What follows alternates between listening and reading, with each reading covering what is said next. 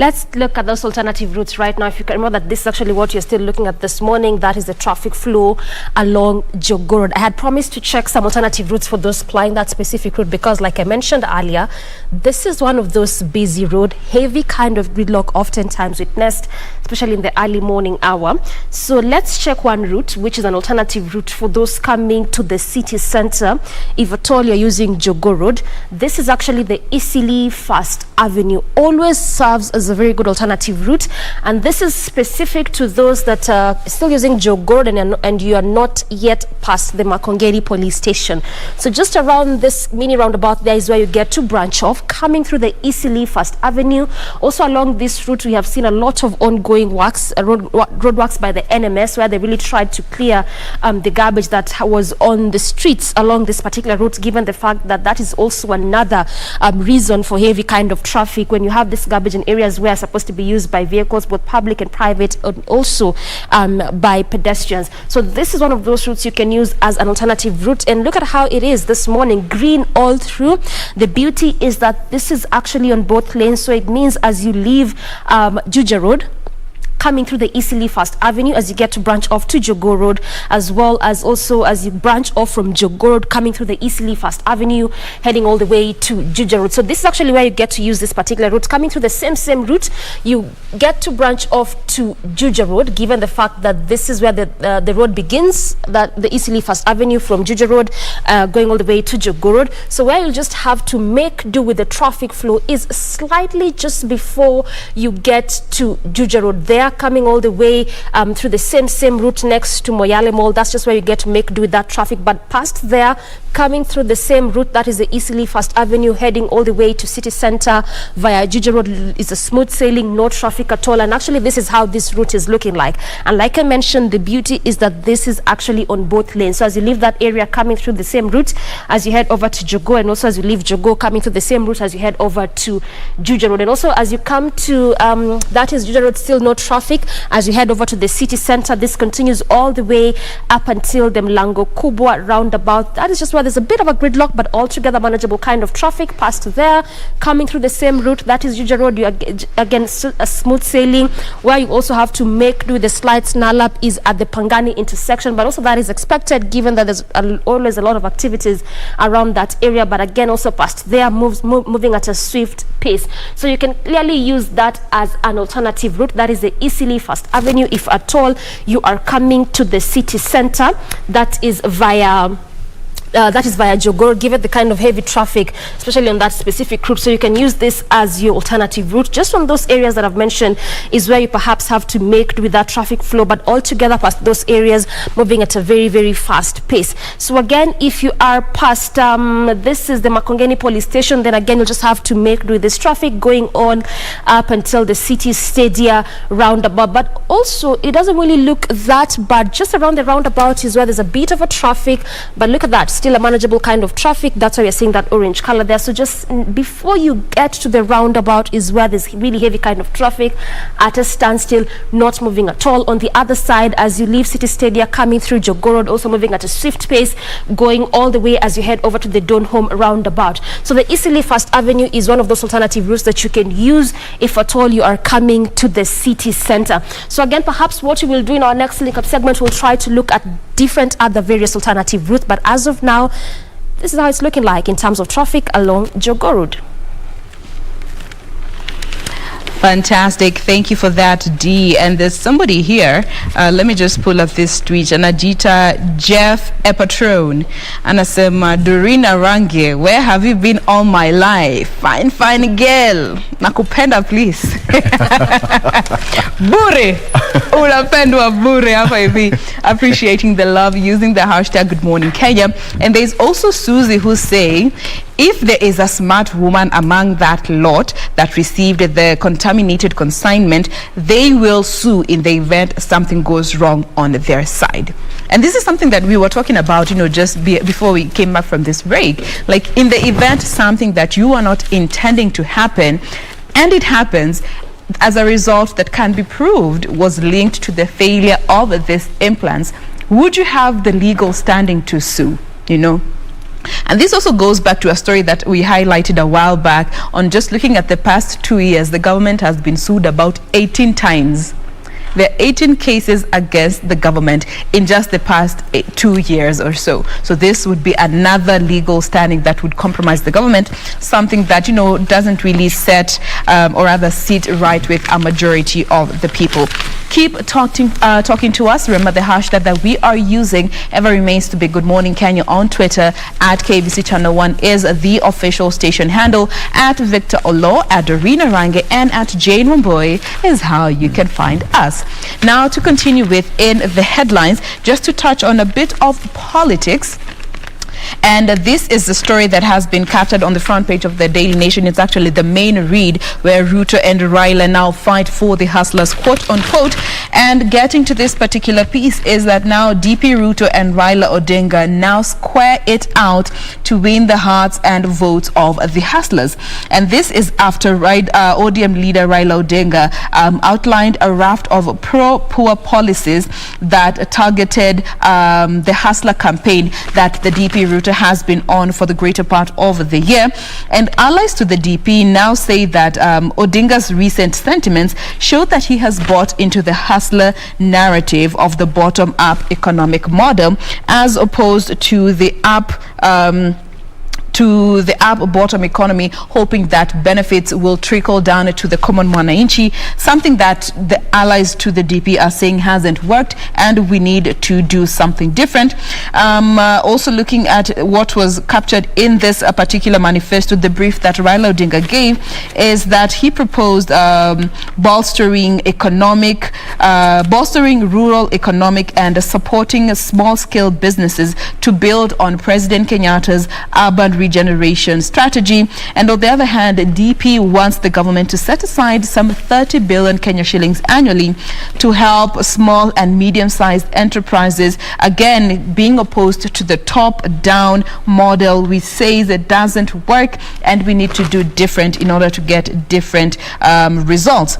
On the other hand, we did have allies to the DP now just embracing Mr. Odinga for his sentiments, saying that, you know, you're welcome to join the Hustler Nation. We don't discriminate, we don't judge, just, you know, come correct and join the bandwagon, when he said that Mr. Odinga's rural economic approach is an attempt to copy the DP's Hustler Nation economic ideology, and said that, you know, he's most welcome to join the Hustler campaign. Vic. That's what you call politics. See, even the other day in Machakos, Raila Odinga, who is the ODM leader, said that he also invited President Kenyatta to join the NASA team. How now? How now? President Kenyatta is a Jubilee member, and he said that, Mr. President, we are going to talk. He's the party leader. He's a party leader of Jubilee. And he said that as NASA, we are going to have a talk. We'll talk, and we will also invite you to join us in NASA. So in politics, it's possible. You know, the other day we had Honorable Sosia and Honorable Sankok. Yes. And they were inviting each other to join either party. Ososi was inviting Sankok to join ANC and vice versa to join Jubilee. And this goes to the conversations that you have been having just here on Good Morning Kenya about the coalitions that are potentially set to take place before we get to the general elections. It will be interesting. It will be interesting. So and some of these political parties, we will have these politicians here for so many times. And believe you me, some of these politicians will ditch to different positions, because it's about interest. It's about which particular direction are you seeing that it's most likely. Align? But that's what usually happens. I mean, when you gear up for an election, you really expect people to divert. Now, exactly. Really be surprised. Emotions. Exactly. And by the way, to tell our viewers, off air, anytime we go for a break, these politicians know each other. And they they're friends. They talk, you know, man, live your life, all right? Live your lives. Okay, so quickly, on still on that political note, Raila says that how I will make billionaires out of poor villages. That is according to Raila. He has not publicly stated he will run for presidency for the 5th time next year, but the former premier proposes a focus on rural development to counter Ruto's bottom-up model. Raila's move appears to be a deliberate response to Deputy President William Ruto's bottom-up economic model that he has consistently trashed as promoting the handout culture. So there it is. Yes, we are ready to see how he is going to handle that, having in mind that, well, he is not publicly declared his candidature next year, but all pointers and, signals can lead us to that direction. Speculation. Yeah. Giving this raft of pro-poor policies that he's proposing, isn't that a declaration? Not directly, but critics would argue this is evidence that supports a particular space. In politics, they say that in politics, it's like going to war. You don't tell your opponent your next move. The only thing you do, just ambush. But you see, from utterances, opponents can quite tell what it is. You can easily add 1 + 1. Yeah. But that is where you say, I have not said anything outside what I have said. I have not said anything outside what I have said. But there's that thing when someone says something, pay attention to what they are not saying. Exactly. And this is the classic. And what they're not saying is quite loud. I know. So, ladies, yesterday we had a discussion here by Honorable Sosi and again Honorable Sankok, and we talked about the deaths in Saudi. So CS given 1 month to explain Kenya's deaths in Saudi Arabia, and Senators Mal tightening labor migration laws to protect those working abroad. Again, we had a discussion with the two guests here yesterday, and this is what they said yesterday, and now it can be reported. Now, the Senate Labour Committee pointed out a lacuna in law that has made it easy for recruitment agencies to ferry Kenyans abroad, sometimes without the knowledge of the government, thus subjecting them to manhandling. That again is a statement that was made here yesterday by Honorable Sankok, if you can all remember, and they were responding to a question by nominated MP Godfrey Ososi, who was also here again yesterday, on the number of Kenyans who have lost their lives in Saudi Arabia and other Gulf countries.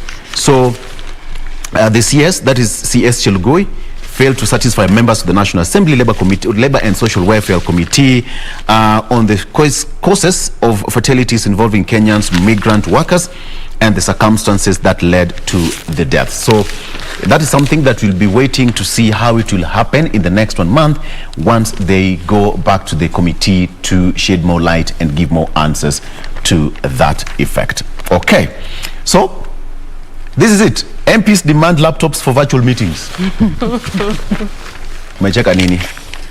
Because they're always demanding something. There's just always lawmakers have embarked on a fresh bid to be supplied with laptops for their virtual committee meetings. A select committee of the National Assembly wants management to consider buying laptops for MPs. The Committee on Broadcasting and Library further wants the Assembly leadership to complete an upgrade of the House ICT infrastructure by October. Did the grade ones get the laptops? Yes. As they had been promised in 2013?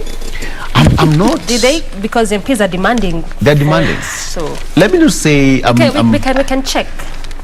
We can, yeah. Let me not say that I'm trying to a devil's advocate.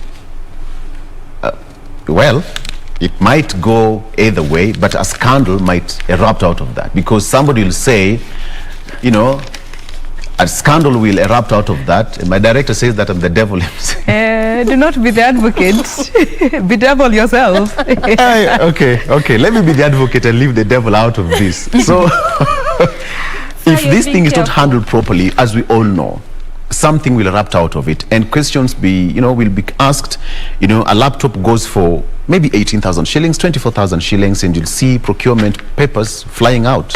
And we are crying that we don't have enough money to fund the budget, and we are looking at how we can cut down costs. And now our members of parliament are asking for laptops, and a good laptop goes for nothing less than 35k. Yes. Like a good laptop for somebody who might be using it for business. And they will come with the specific specs. Yeah, and of course, those are now the demands that are next after this particular proposal. Yeah. So how are they working towards helping our country cut down on costs? And just looking at the back page of the Daily Nation, KRA is now crafting a plan to collect 6.8 trillion in the next 3 years, and more so targeting the informal sector.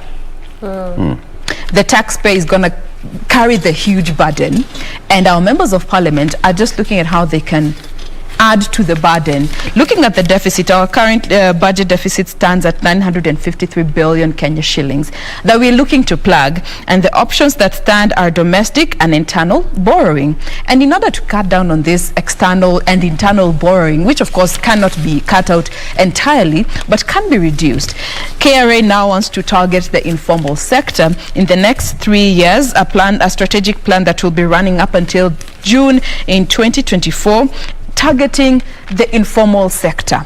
These are people who are not earning as much as the formal sector might be earning, but they create the huge part of the economy. So now KRA says this initiative, they are looking to recruit new taxpayers and introduce new levies over the next 3 years just to be able to raise 6.8 trillion Kenya shillings in the form of tax. Are we really going to be able to sustain? And you know, when it comes to budget, these two small expenses are the biggest problem. And this, just even look at your household budgeting. The small expenses, in the long run, become huge expenses. Haba na haba hujaza kibaba. So you find these two small expenses are what really cost you the most, as opposed to those big bills. And it's the same thing even with our country's budget. You know, just the other day they got car grants. That's 4 billion that went just like that. Yeah. Now they want laptops. Guys, that is another how many billion that will go? And these are small expenses here and there, but in the long run, brands, not just a laptop, they accumulate and specific brands and continue contributing to this deficit. I mean, it just brings the question of what is the priority? Because like you're mentioning, these are our leaders, those that were elected to go and represent us. We had the car grants for the MCAs, now it's a laptop for the MPs. If this is people that you are actually elected to go represent you and represent your needs, and this is what they're thinking of, then where does it leave you as a common Kenyan? Who's supposed to take care of your needs as a common mwananchi? But anyway, okay, I guess that's we are the leaders that we elect. Exactly. So again, on that note, Doreen, what do you have? I actually want to come to South Africa, and this is because of what has been happening there since today is Wednesday, since Monday. Yes, in regards to those the looting that has been happening in that particular country. Let me just run you through this particular article very quickly. And this actually, as of now, as it stands, more than 30 people killed in spiraling unrest triggered by jailing of former president, that is Jacob Zuma, who was arrested last week. Now, these protesters clashed with security forces in several areas of South Africa, and looters ransacked shopping malls. That was on Tuesday, as frustrations over poverty and inequality boiled over the country's worst unrest in years, with the death toll rising to more than 30 persons in just a span of these 2 days. Many of the deaths occurred in chaotic stampedes as scores of people looted food, electrical appliances, liquor and clothing from retail centers. So this actually were in shops, petrol stations, and government buildings have now been forced to close down because of those ongoing lootings, which is still actually ongoing up till now. In some areas of the coastal city of Durban, where shops were being looted, there was no police visibility. That is actually an international media which reported about that. And also 757 people had been arrested so far. So in as much as we're talking about 30 people having lost their lives, the article continues to highlight that as it stands, 757 people had been arrested so far. This was actually mentioned by the defense minister in South Africa there. And again, also this comes at a time when Zuma, that is the former president, 79, was sentenced last month for defying a constitutional court order to give evidence at an inquiry investigating high-level corruption during his 9 years in office until 2018. I mean, guys, what do you think about this? Because there was that conversation around how at least Africa as a continent is at least coming out not there, because when it comes to corruption cases, this is something that is so prevalent in African countries, and we don't see leaders being accountable. So when you saw what happened in South Africa, at least you are saying, okay, we are sort of moving towards the right direction. But I mean, on the flip side, what is happening right now because just of that arrest? What does this say for us as Africans? Is it that we really want change, but sort of when it comes, we go like, okay? You know, one interesting thing is that that commission of inquiry to deal and to tackle corruption in South Africa was formed by the former President Zuma himself. Yes. So the same committee, the same commission. Poetic justice. Is the one that recommended part of the justice system in South Africa recommended for his 15 months in prison. So it was formed to investigate cases of corruption in South Africa, which was formed under his tenure, and now he's been found to be culpable of corruption.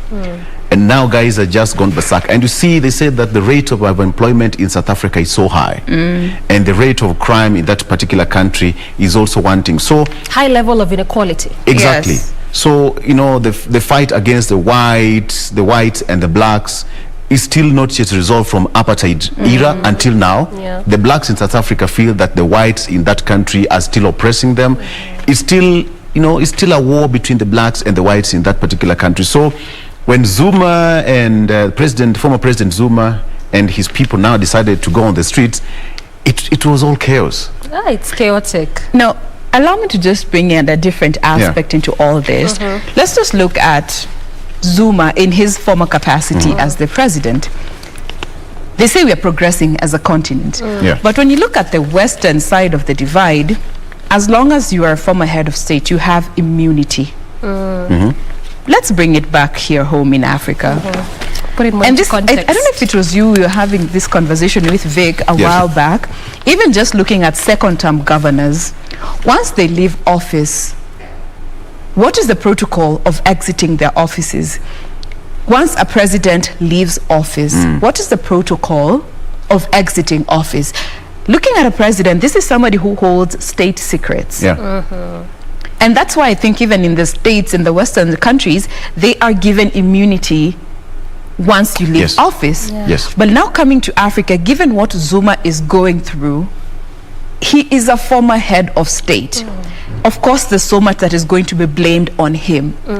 So is it time that we also look at our leaders in their capacity, depending on the office that they're holding, after they leave that office, what's next for them? Are they just left to go home and retire while carrying all these state secrets? But I think, Jen, it's, you know, it's with Africa, you know, in the West, they have got laws. For example, America is hundreds of years ahead of us. And they still see, for example, a country like Kenya, that we are only 56 years old since independence. But a president is still a president here as much as a president there. The president is enjoying the absolute immunity while still in power. But then now, if you leave it open, that you'll still enjoy that immunity and absolute immunity even after power, you can imagine how many presidents in Africa would be abusing power left, right and center, you know, executing people, looting and just draining their countries. And then they run away with it because they know that during and after my tenure, I'm still enjoying the immunity. So we're just not ready for such as a continent? It goes back to integrity. If you are elected to serve the people, serve your term diligently, and ask God to guide you, then go home. And I think that's the point. I like that. Ask for guidance from God. That's the point. Because you see, as an African continent, all these points you're raising actually make a lot of sense. But as an African continent, are we really ready for that? Because when you look at how Africa is set up, and even African leaders, if you continue to provide that kind of immunity for African leaders, but it's just immunity against legal procedures. But nonetheless, that brings us to a close of this particular segment. This is In the Headlines. We just have a quick look at what the papers have for us this morning. But of course, we have so much more lined up for you. Fantastic discussions coming up. We have CS Kobia up next. That is coming up next, so do stay with us. The hashtag still remains to be Good Morning Kenya.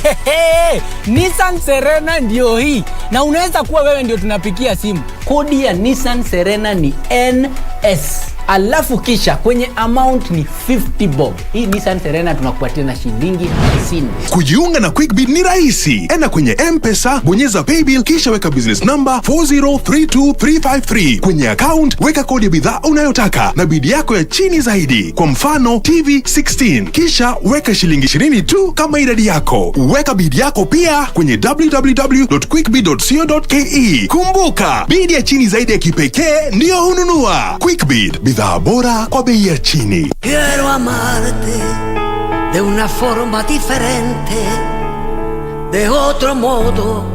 I just thought I might have a chance with you. You are my employee, my worker, only that.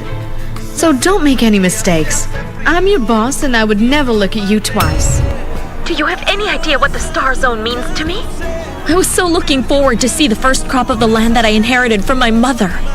Oh, Amaya, please, don't be overly sentimental. It's ridiculous. Do you have any suspicions? No, I don't want to get involved in any gossip. It is not gossip. We have the same person in mind, don't we? Yes, ma'am. Tell me, who? Quiero amarte de una forma diferente, de otro modo, nunca igual al de otra gente.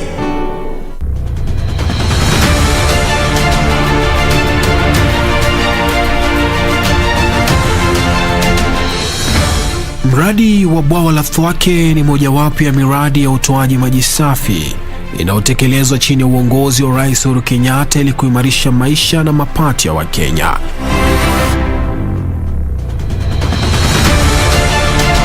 Wiki hii kwenye Project 254, bila infrastructure huwezi inua hali ya maisha ya wananchi, huwezi upate kazi.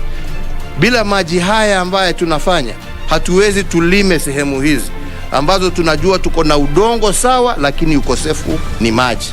Hiyo ni infrastructure. Nataka kushukuru president wetu sana ambaye ameshikilia hii mradi sana na akaingililia mpaka Wakamba wapate maji.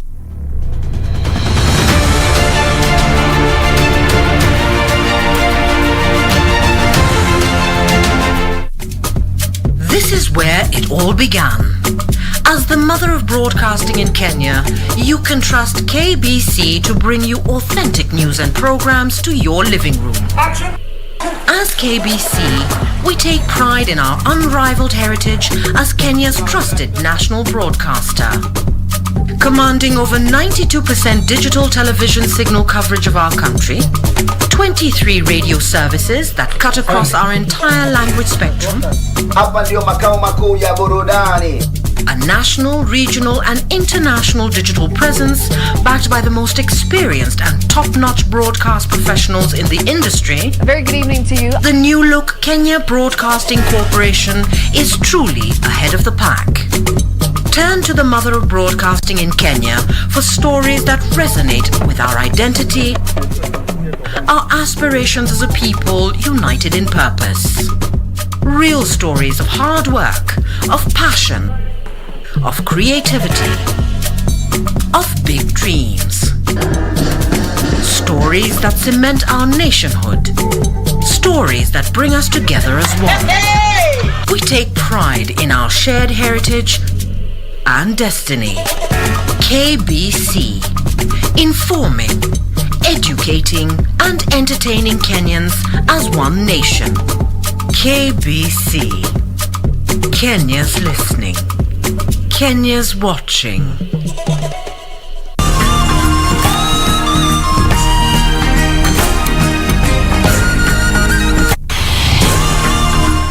This week on Zurura, a warrior whose weapon of choice is glass. Hi! A colorful artist teaching others to love who they are through art.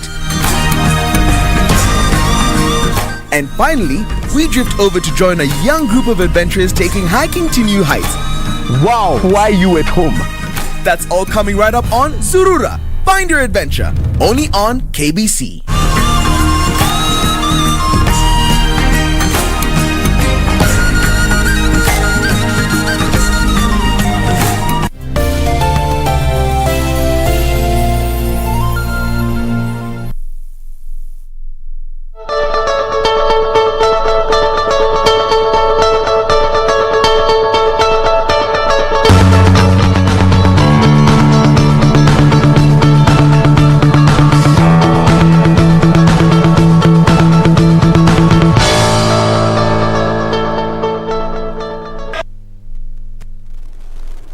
All right, and welcome back. Now let's shift some gears now, and let's talk about issues gender. Let's talk about matters service to this particular country, and how you as a youth, you as a Kenyan, you are being served as a citizen of this particular country.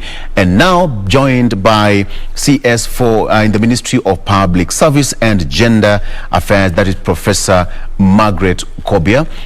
CS, good morning and good to see you. Good morning, Victor, and thank you for having me. Absolutely, absolutely. Madam CS, let's just start by reports that you launched yesterday. And the report showed some disturbing kind of reports that the cases of domestic violence and sexual harassment amongst children shot up this pandemic period. How has that affected this particular country more so from your point of view?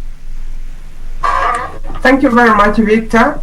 Yes, yesterday we launched a report which was conducted by the Executive Office of the President, a particular office that deals with the policy and the strategy, yes, together with the Population Council. This report is very important to us in government and in Kenya, because before, Victor, if you remember, there was already a study done on the impact of COVID in general, the whole country, and especially by the Kenyan Bureau of Statistics, which indicated that there was really a setback on the economy, on health, and in education. So the report we launched yesterday, we wanted to spotlight what is happening with the impact of COVID on adolescents, and adolescents meaning both girls and boys, but more they tend to lean more towards girls because of the increased number of teenage pregnancy. So the report kind of set some highlight on what intervention do we need to put in place to ensure that adolescents are not kind of experiencing more difficult life than before dropping out of school, and they are also getting the services that they need in order to develop and become a productive members of the society.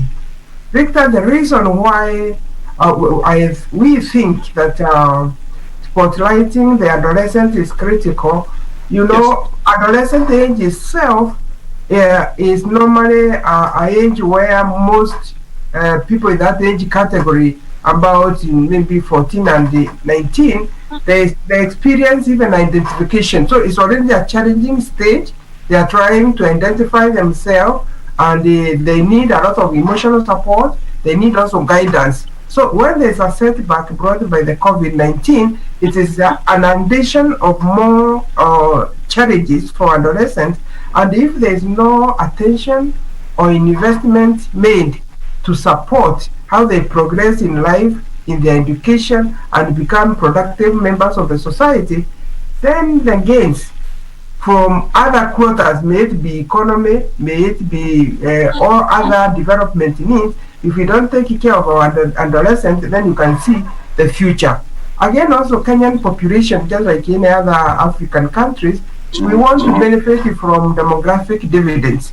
But if the COVID has impacted on adolescents to that extent, then I think it's also time we come back around to the table, look at the government, development partners, civil society, and all other stakeholders in a very inclusive, participatory manner, study the findings, and then think of what are the interventions that you would cure that situation. Because what we really found with this report, yes, we found that quite a number of adolescents have dropped out of school, especially through teenage pregnancies. That is very, very worrying, because when a girl drops out of school because of pregnancy, of course, that means quite a setback on what they will achieve in the future. And it is already indicated of almost 300 girls throughout that period have become pregnant. The other thing is dropping out of school. For one reason or another, maybe to be used as child labor. Others have been married off, and we have seen patterns where the impact of COVID tend to be more harmful and negative to areas where there is poverty, especially in the slum, far-flung areas of this country where the people experience low quality of life because maybe of the income, the weather. Therefore, one thing the government we are coming to realize is, unless we also deal with the poverty, then some of these kind of setback, whenever you get a crisis, maybe be COVID, maybe another type of crisis, adolescents who are from poverty-stricken areas seem to experience more difficulties. So I think it is very important also to realize during COVID, gender-based violence increased by that 6%. In fact, in some cases more than that, but on average. And this is not a Kenyan phenomenon only, it's globally. So then we must ask ourselves, what are those conditions which came with the COVID-19 pandemic that have actually increased the cases of gender-based violence? And when they come to gender-based violence, that also creates a negative environment for the adolescent boys and girls. And in this case, we are not just talking about girls, and sometimes Victor Reich is explaining people that gender is not women. Gender is the roles assigned to men and girls. And because we come from orientation world over, where we are socialized, what are the roles for women, what are the roles for the men, and then we find in those roles, some could cause discrimination. You are treated the way you are treated because of your gender. And that's what we are trying and campaigning to say is we want equal opportunities for both boys and girls, men and women, as far as either economic, political, or any other kind of area where we don't want any discrimination against anybody because of their gender. Madam CS, from this report again, there was this worrying trend that most of the boys, adolescent boys, suffered physical, torture, and girls suffered from sexual torture. Does this give you sleepless nights as a ministry? It is really a concern, especially when we as a ministry, you realize also government attaches a lot of importance on gender matters. And that's why we have our own department with a budget to deal with the gender issues. So it gives us a sleepless night to know a big number of girls have dropped out of school. Some might not go back. And for that reason, this report kind of also gives a recommendation or also examines how the policy of return back to school is working. And we have realized, yes, when girls are kind of enclosed with the people maybe who are even some known to them, the whole issue of defilement or sexual assault has increased on girls. Therefore, for them to kind of, we have found actually being in school is a safe haven compared with being at homes. So one finding we're finding from COVID is during the pandemic, even homes were not safe for the girls. That's why they got pregnant more than when they're in school. So that is already a learning that we need to sensitize communities, we need to sensitize families, because the parental care plays a big role of maybe how the girls will be socialized and how they might fall into those troubles. When it comes, also we realize quite a number of them getting early marriages. And again, where parents see their girls as a source of income, some of them are married off when they are less of age to elderly men, and then by that being just to get a few kind of resources or financial support from those families. That is also harmful to girls. The boys also suffered because they were expected to go out and work, and those who are not able to go and work, that we found they also experienced some difficulties. We also realized that quite a number of boys going to labor like in Bonda, and now we already understand that much as we have had so many programs to support the girl, even the boy also is threatened, require that support. So where they fall off, maybe to be engaged in kind of harmful practices, like being in the Bonda, getting into drugs, getting into some illicit kind of sexual activities. Also, we realize we cannot only concentrate on girls, alone anymore. We need to balance. What are those problems a young boy of today is experiencing in Kenya that it needs some intervention through government, and what can we do, and not only as a State Department of Gender, but more bringing everyone together. Victor, the responsibility of the Ministry of Gender is actually more policy, and the reason why I would say policy is very important, and the coordination. What does that mean? We look at in the area of the whole gender issues, what are the challenges this country is facing, and then we go through an inclusive, participatory formulation of the policy that you tease out what are some of the interventions government could coordinate so that we eradicate some of this gender-based violence. Now that we know it is at 35, 36, how can we get it even to 0? Remember when we hosted the SCPD plus 25, a United Nations program for population and the development, in 2019, our target and commitment is to reduce to 0 gender-based violence. So I think we are keen, and I think that makes it quite focused to be able to measure. So what I'm trying to say is the government is coordinating, bringing all the ministries that deal with the education, with the health, Ministry of Labor, ICT, and ourselves, and all other civil society to try to understand that report and they take a position of how each one of us is going to implement it, measure, and report annually. Because it can't be one organization that is doing it, because it is the whole of government, whole of society approach, so that we can be able to address some of these worrying figures of girls dropping out of school. Victor, let me also mention that, of course, we have the policy of return to school. But it's easier said than what we have found through the study. When you go to school, we have not prepared the teachers how they handle expectant girls in school. That is a big challenge. It's a positive initiative, but when it's not through, a teacher is struggling. How do I support a girl who is expected? So there is that capacity building required. When the girl gives birth, there is a whole issue who is left with the child. That means you can see the family is pulled down because either the mother or a relative are to stay with the child rather than go for economic activities. While the policy is good, I think the most important thing is prevention by having all multi-pronged approaches where we are trying to sensitize the girl the dangers of getting early pregnancy. Also, where it is defilement, dealing with the court cases so that perpetrators are punished, and also trying to mentor these girls, and they're also coming back to say families, communities, let's look at our present if you want a better future moving forward. All right. Okay.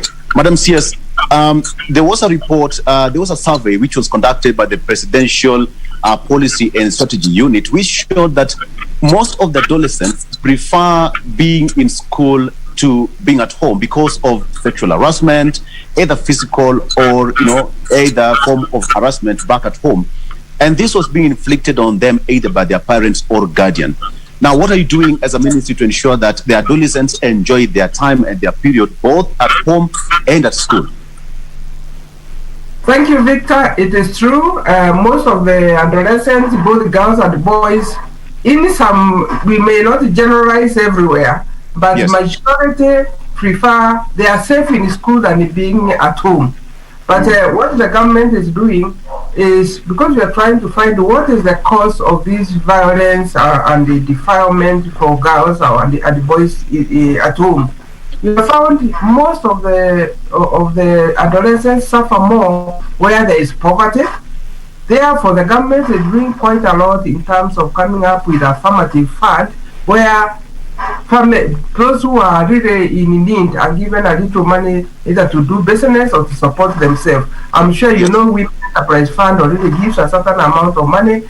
At every month, the government is giving almost 300 million shillings to various women group, because also, you know, there's a pattern of women-headed households have increased also. Therefore, if they come together in groups and then get affirmative fund through Women Enterprise Fund, it is going a long way to stabilize the homes. That makes the home, if the adolescent can be able to have a decent meal, they can see their parents are engaged in some productive activity, then they can even be supported to go to school, especially the day school. So that is one thing the government is doing. There's also youth fund. I think that supports some of the youth with all this is like targeting better families, and there's also what we call a Wealth Fund. So that is one big initiative where the government has come up with effort of how to support to make homes better. If you look at the Ministry of Labor, they are also doing a lot on child protection, because children, as you remember in our constitution, there is a whole Bill of Rights. Everybody is entitled to basic needs like food, education, water. Therefore, making sure even the Jamii, you know, the Inu and Jamii kind of resources that are given every 2,000 every month to very vulnerable, because also as a country, our study shows quite a number of our population is very vulnerable, around 2%. Therefore, giving them the 2,000 shillings per month has also been very, very helpful. Also, we have other programs like engaging the civil society, the churches, to kind of bring the message home that if the families are not living the positive values where the child is valued, is supported, is mental, is emotionally stable, I think then we will not have a future as Kenya. This is not a Kenya thing, you know. When you talk about the gender issues, remember there is a sustainable development goal number 5, where we are trying to get equal, inclusive 50-50 of kind of parity in all the spheres, that equal opportunities for both men and women. Therefore, the government is doing through an interagency, working well to make sure that we identify these challenges, and then we also do an intervention, and we have a plan. I think you know government normally, because we take care of many issues, we have to have a very comprehensive plan that we come together, all the ministries now that concern, to deliver on that. Victor, I would also like you to remember also during the COVID-19 pandemic, His Excellency the President was really concerned the rise of gender-based violence, and he commissioned a study through National Crime Research Center, and it was found out that the cases have increased because of the people being held at home, and the poverty is a major reason. They also say alcohol and the drug abuse, lack of effective parenting, and also the fact that there were, especially where there were conflict before between maybe the spouses, when they came because of loss of job, hardships because of the COVID-19, then those were more exposed. And using all the reports that the government has put together, interventions have been put very much aligned to what Kenya would want to be by the year 2030 through the vision. Right. But, Madam CS, even as you say that, you know, there is this worrying report that most of these gender-based violence go unreported, more so from the male gender. They suffer in silence. Does this worry you? Thank you very much. First, let me say what is gender-based violence. Yes. Gender-based violence is any harmful or assault that is meted to either boys, men, or women, right? Regardless of their gender, and we find it could be kind of it could be a violation of a human right. It could be an assault. It could be emotional. It could be sexual. So it worries us that the cases have increased, and what the government is trying to do is to find a solution.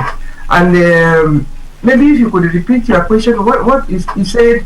And yes, I have said that those who suffer gender-based violence is between 14 and 49. The studies that we have done, we find at least one woman has suffered in their lifetime between 14 and 49. They have experienced gender-based violence, either sexual assault or even emotional. In fact, emotional disturbances even are more than maybe the assault.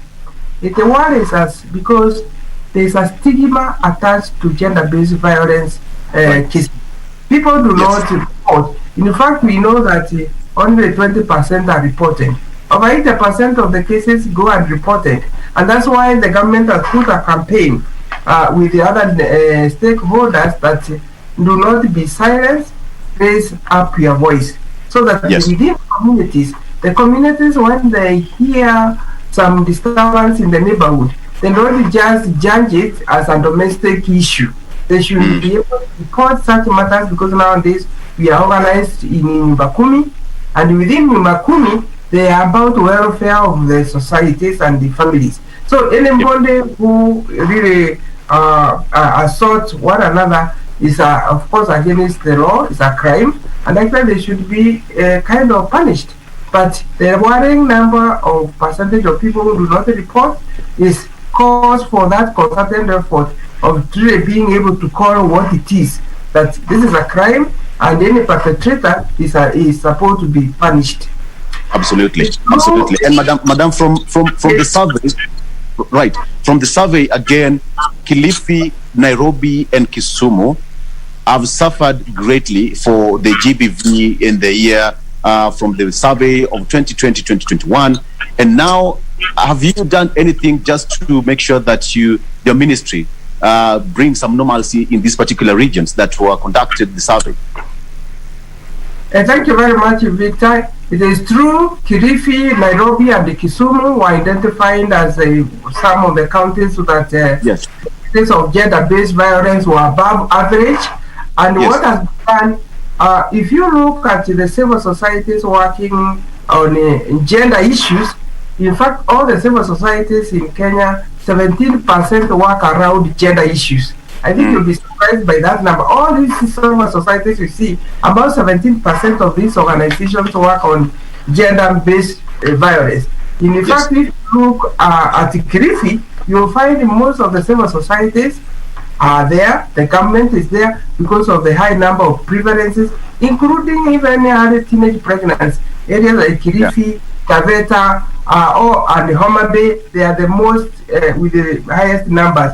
So we have kind of set target for those particular kind of coordinated the teams of civil society, the government. There is always a gender officer, and let me say also the responsibility of Ministry of Interior, because you find the county commissioner coordinates all the implementation of government action to prevent gender-based at the county level, because all gender-based violence may require different interventions.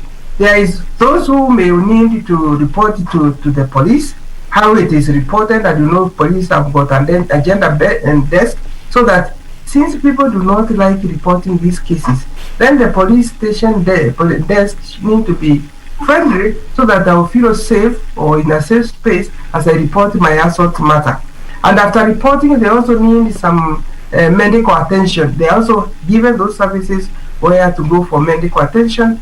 When they also require the matter to go through the court before they do the investigation, the DCI, and then you can see it's a whole a kind of stream of intervention that will be required just to address one gender case. And allow me to point out, Victor, if we don't fight gender-based violence, then the gains made even on economic development are ruined by having our percentage of our people either being spending their time in medical attention and not being productive. So it is very important to get the equation right, that much as we're doing other development, this gender-based violence is a challenge that must be confronted if you want to be a progressive and modern country. Absolutely. But I'm serious. I think at that point, let's just take a break. Don't go far, because we still have the question of affirmative action, all right? We need to talk about that, and of course the 2/3 gender rule. It's been, fronted and tabled in Parliament quite several times, 4 times, but still, it's still a hard nut to crack, and so much more. So stay around. We are going to take a very short break, but we'll come back. We are still having that discussion with CS Ministry in the Ministry of Public Service and Gender Affairs, that is Professor Margaret Kobia. Let's take a break. We'll be right back after this. Stick around.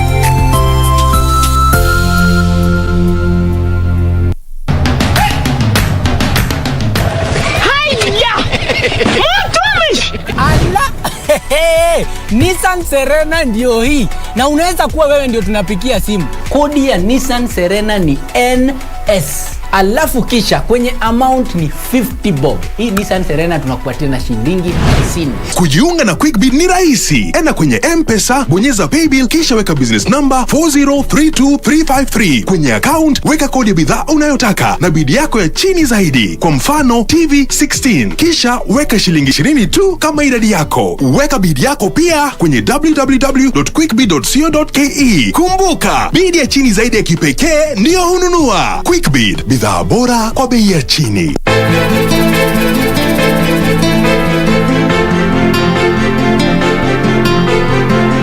I am only here to help you. So am I.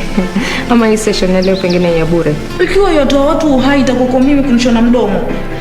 Nasema nini wewe? Na wewe mwenyewe hata sijui sampuli gani. Wewe huyu wakuta majina kila sampuli, wewe uko hivi tu. Bwana ndio anakulipa mshahara huyu? Ujeuri wako umezidi yani kabisa.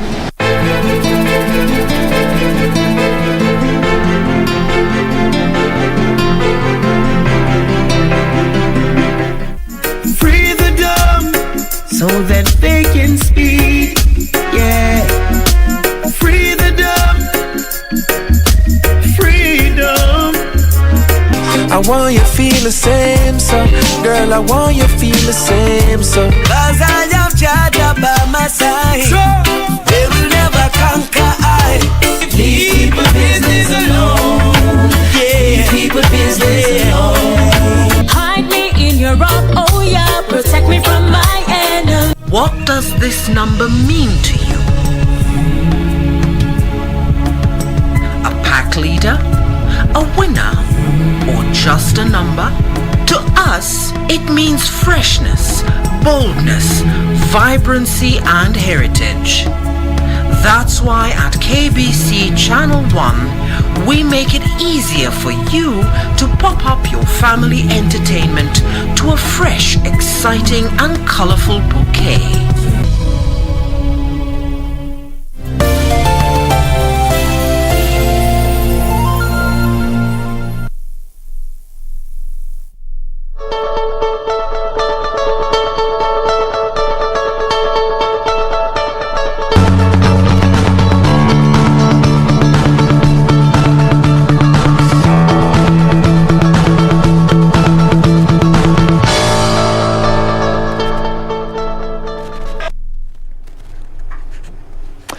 Welcome back, and thank you for staying with us. Still continuing with this discussion, on gender-based violence and all matters surrounding it. Now, with me still is CS in the Ministry of Public Service and Gender Affairs, that is Professor Margaret Kobia, joining me via Zoom.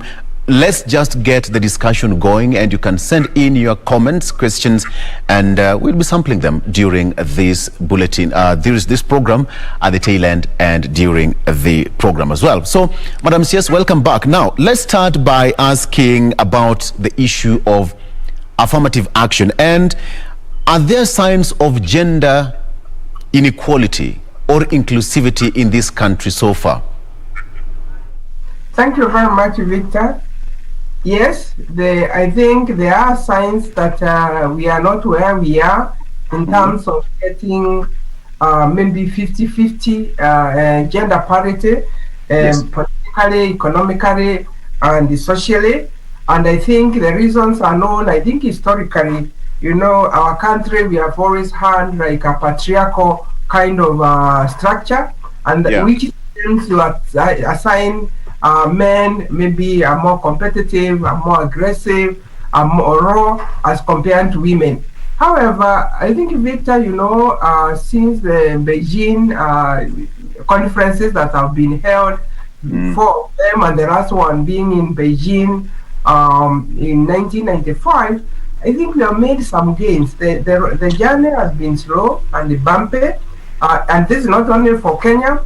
Getting some countries have had constitutions that they say they want to get to 50-50, but in Kenyan experience, our constitution says at the political level, members of parliament, at the executive, at the judiciary, when considering people, we should have at least 30% of either gender. The two-thirds rule you actually alluded to.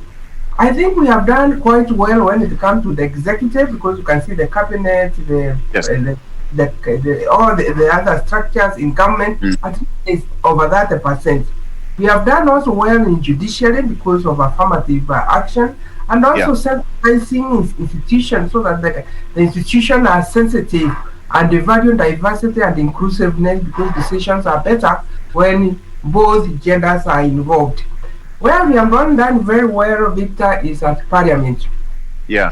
It's important in Parliament that the representation of women is also there, because this is where decisions are made.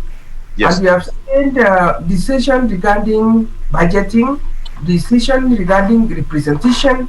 When both genders are on the table, then they would be able to say, yes, we need more budget for water, we need more budget for health for women. Therefore, we are still working on this two-thirds gender principle, and it is we will not give up.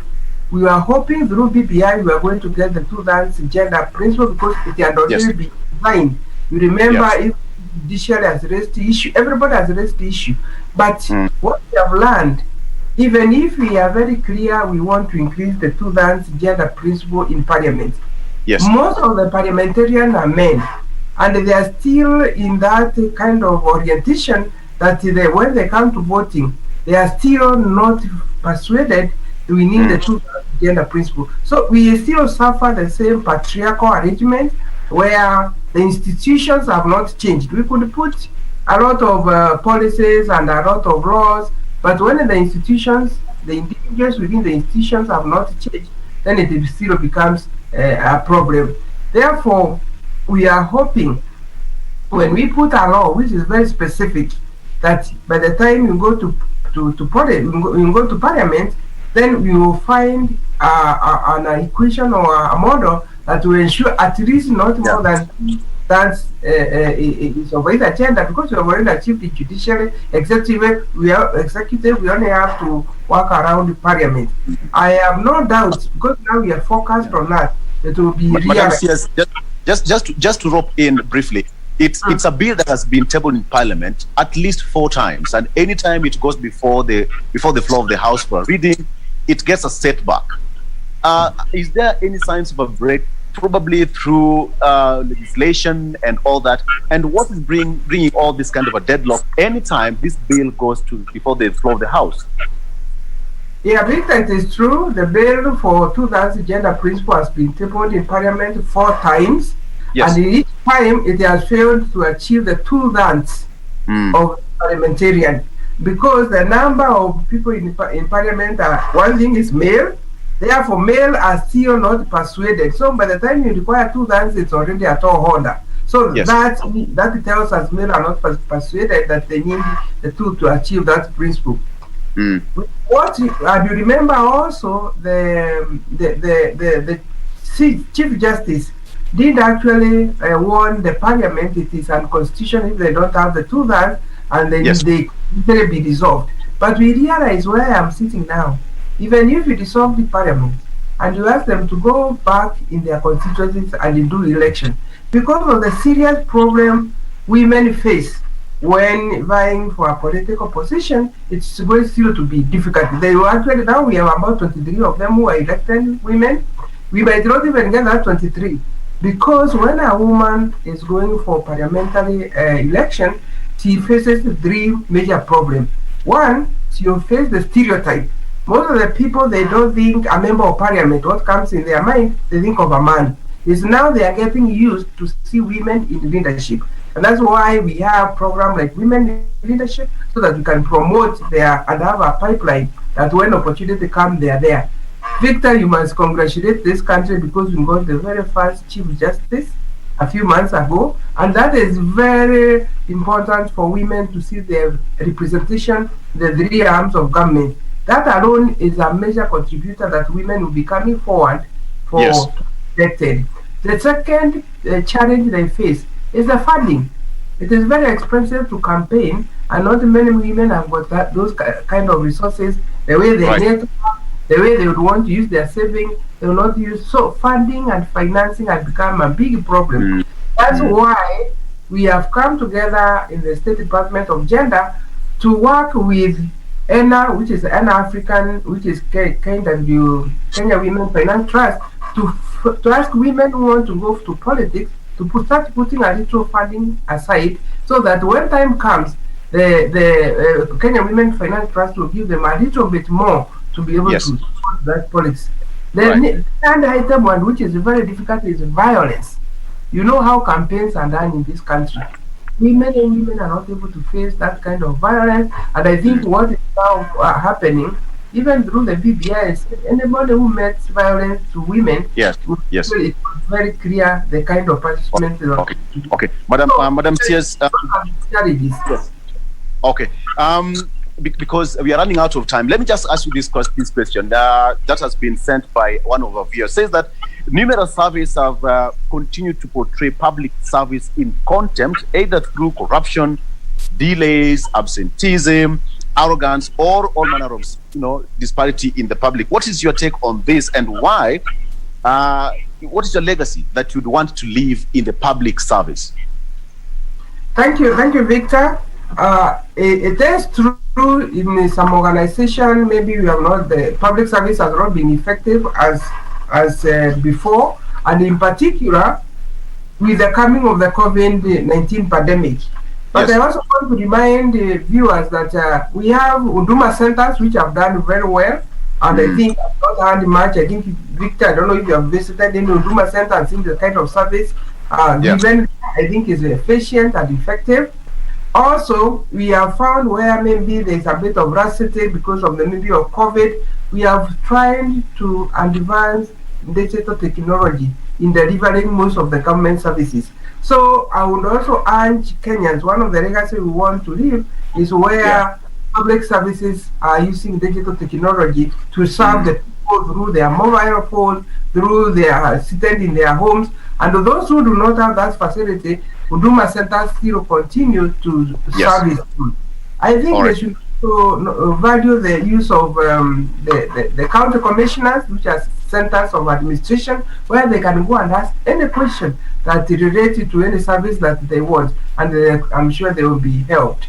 One of the legacies I want to leave within maybe the State Department of Gender is to find more women who are empowered, so such that we are more than 2/3 in judiciary, we are 40%, in executive over 30%, but also we want to put the women at the bottom of the pyramid in terms of economic empowerment.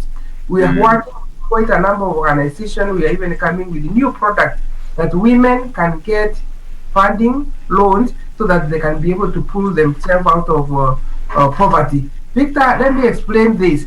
We cannot just do gender-based violence without empowering women to lead, without empowering socioeconomic empowerment. So these all the pillars are mutually reinforcing, and you cannot just take one and say if you start fighting gender-based violence, then you will empower a woman, because now she still needs a woman who is economically empowered has got a voice. Because one of the things that women continue to struggle with is being able to speak up and kind of articulate the challenges that they are facing, and sometimes they have the solution. So valuing diversity, I think, is one of the areas we want to live, where we want to bring everyone on the table to make a decision that affects their lives. Madam CS, thank you so much. You're doing an amazing job. And as you correctly put it, if you don't have an empowered society, either from either gender, then the society can never stand strong. Thank you so much for joining us. That is all we had time for. We've been talking to CS, the Ministry of Public Service and Gender Affairs, Professor Margaret Kobia. Madam CS, thank you so much for your valued company. Thank you so much. Thank you very much for having me. All right, thank you. Okay, so we are taking a break, but remember, Good Morning Kenya still continues after this break. So stay around.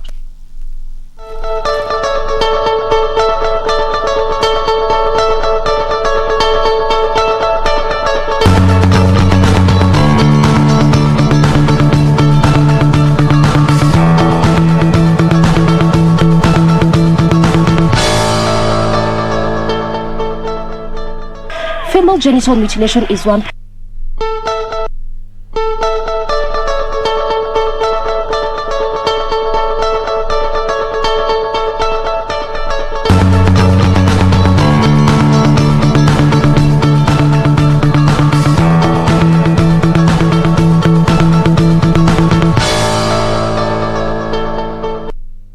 Female genital mutilation is one practice, just in various parts of this country, different counties, with prevalence being in places such as Kisii, Embu, Meru, Taita Taveta, and even Kuria.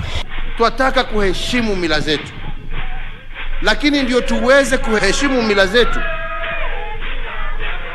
lazima pia tukae na tuseme zile mila ambazo zaumiza watoto wetu tuachane nazo, lakini zile mila ambazo ni za manufaa kwa watoto wetu tuendelee nazo.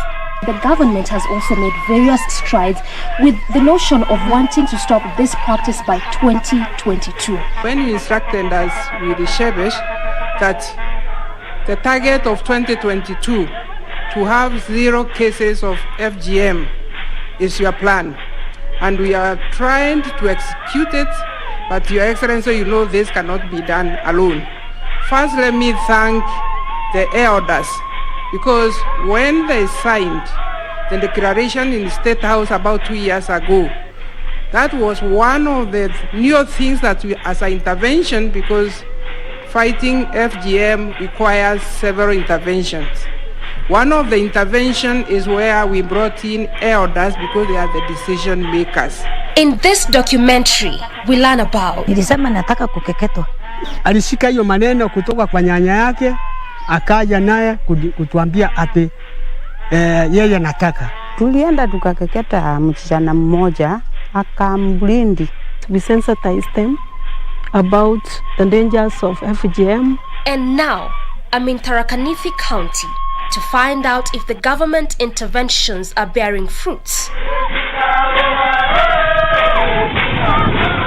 Kerunya kaire ntige tonga ananka gerwa ngabanakaya akandinga mukono ntige tonga ewa kwa mware enwa mugambo ntoweya.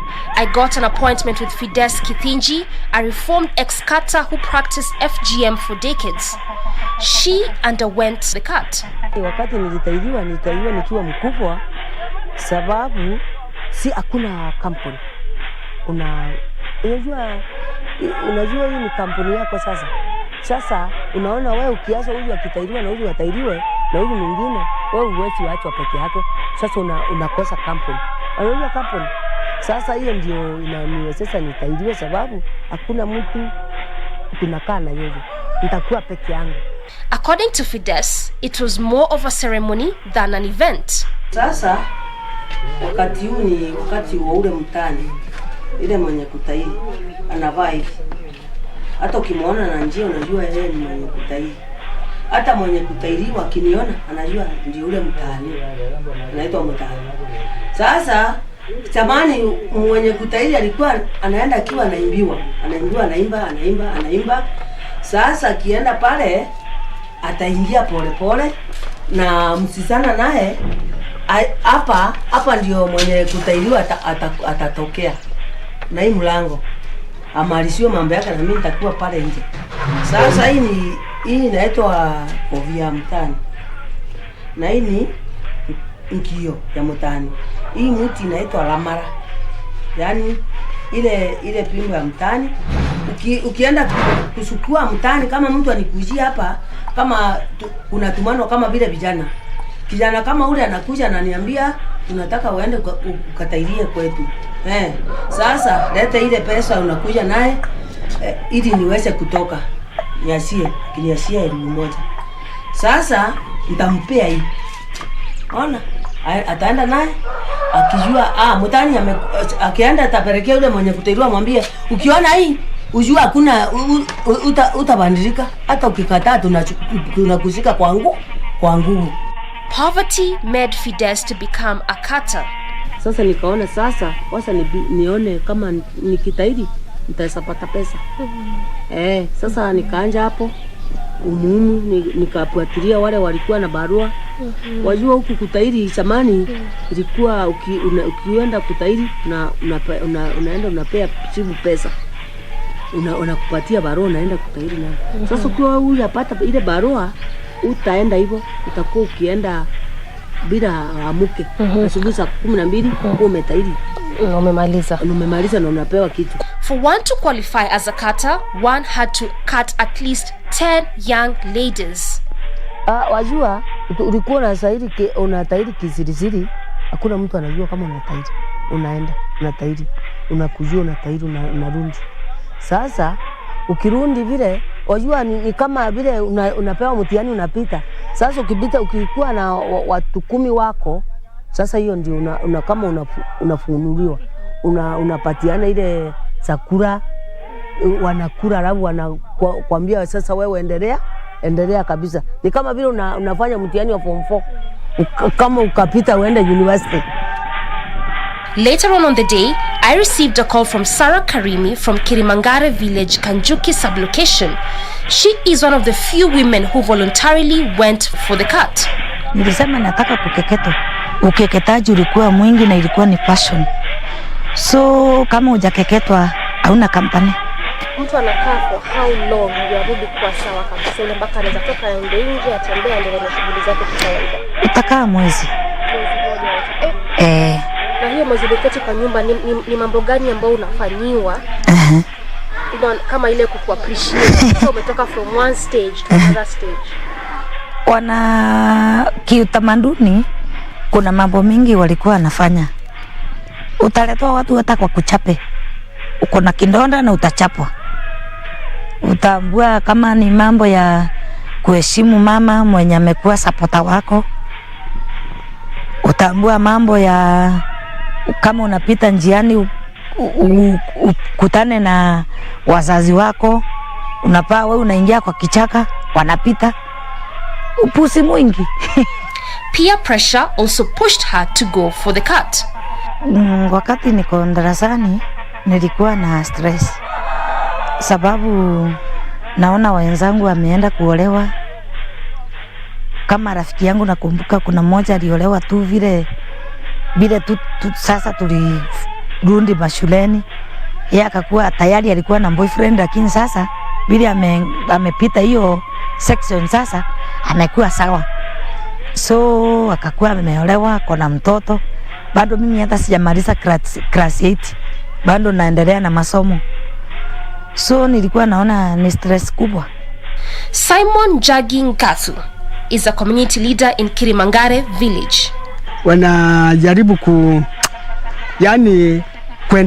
kuendelea ama kuendesha ile utamaduni wao. Hiyo kazi mimi sitaifanya. Maana niliona haina kitu ama haina faida yoyote kwangu. Na kama mtu akija kwangu kuniambia ati nataka barua, uende unichukulie barua kwa chief ama kwa assistant chief ili nipate nafasi ya kukeketa msichana wangu. Hiyo kitu mimi nakataa. Na tena hiyo kama kiendelea na hiyo kazi na nikipata huyo msichana amekeketwa, mimi napiga ripoti kwa authority, halafu majukumu nashukuliwa na serikali. Kusema kweli mimi sioni kama kuna kitu ambayo kiko muhimu sana kwa kukeketa msichana, mbali ni hasara tupu. A few meters away, I met Grace Josephat, a reformed ex-cutter who practiced FGM for over 10 years. Kuanzia 1979 tukaenda mpaka hata mimi akanifundisha kukeketa. Akitengenezewa pombe akikunywa akalewa, ananiambia sasa nilikufundisha, saa hii wewe utafanya hii kazi. Tulienda tukakeketa msichana mmoja akamblindi kwa damu kwa wingi. Nikaangalia nikaona na hii ni maneno ya kufungwa. Nikafikiria, nikaanza kutetemeka. Nikaona hii maneno hii serikali ikijua tutapungwa. Mimi nikaolewa na pastor. Nikiolewa na pastor akaniambia sasa hii maneno sitakubaliana na hii maneno. Hata nikiwa mimi na keketa nilikuwa naona ni maneno sio mzuri. Government interventions to stop FGM has attracted support from non-governmental organizations. We met Faith, Regional Director, Plan International based in Tharaka Nithi County.